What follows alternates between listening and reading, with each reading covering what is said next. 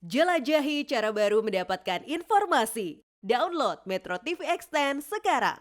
Baca Pres Koalisi Perubahan untuk Persatuan Anies Baswedan mengunjungi Pondok Pesantren Tebu Ireng, Jombang, Jawa Timur, sekaligus berziarah ke makam Gus Dur dan sejumlah ulama lainnya. Kunjungan Anies ini pun disebut-sebut sebagai pertanda jika bacawa pres pendamping Anies berasal dari kalangan NU.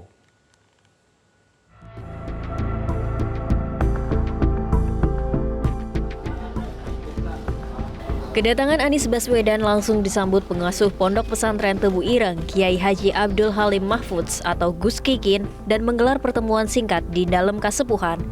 Anies bersama istri juga melakukan ziarah ke makam pendiri NU di Ponpes Tebu Ireng, seperti ke makam Hasyim Asy'ari, Wahid Hasyim, Abdurrahman Wahid atau Gus Dur, serta makam Gus Solah.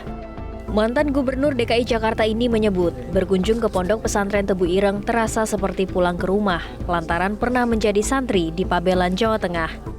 Anies sempat berguru ke Kiai Haji Hamam Jakfar yang sebelumnya mengaji di Pesantren Tebu Ireng.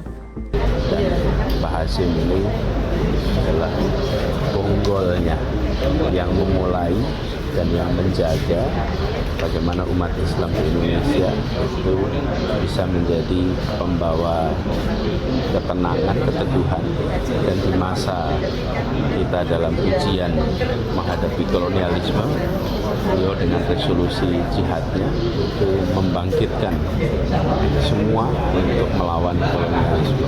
Jadi kami ke sini silaturahmi untuk menghormati, menghargai, mengenang, mendoakan.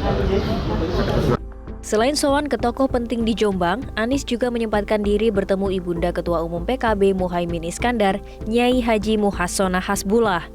Bersama istri Ferry Farhati, Anies menyambangi kediaman Ibunda Gus Imin untuk bersilaturahmi sekaligus meminta doa serta restu. Kunjungan ini pun menguatkan wacana duet Anies Baswedan Muhaimin Iskandar. Wakil Sekjen DPP PKB Syaiful Huda menilai kunjungan Anies untuk meminta doa restu sebagai hal yang tepat dan wajar. Saya tidak tahu persis. Kebetulan tadi saya kontak Gus Salam sebagai pengasuh Pondok Pesantren Denanyar. Saya tanya, Gus ada Mas Anies gitu. Beliau menyampaikan iya. Kapan itu agendanya? Sudah diagendakan 2 minggu yang lalu. Jadi memang menurut saya tidak terkait dengan fenomena yang terakhir ini. Yang kedua, memang sekali lagi bangsa ini harus menengok pilar bangsa ini kan di 2 pilar besar, yaitu gerakan nasionalisme yang berbasis paham dan ideologi nasionalisme, dan pilar keagamaan yang di dalamnya ada yang berbasis keagamaan. Dan pesantren-pesantren penyangga kuat dari lahirnya bangsa dan negara ini. Mas Anies, saya kira sudah tepat untuk minta doa restu dari para kiai, para ulama yang sudah berkontribusi besar untuk pendirian negara dan bangsa ini. Peta koalisi jelang Pilpres 2024 pun semakin menarik. Partai-partai mulai merapatkan barisan untuk mengusung pasangan pilihan terbaiknya.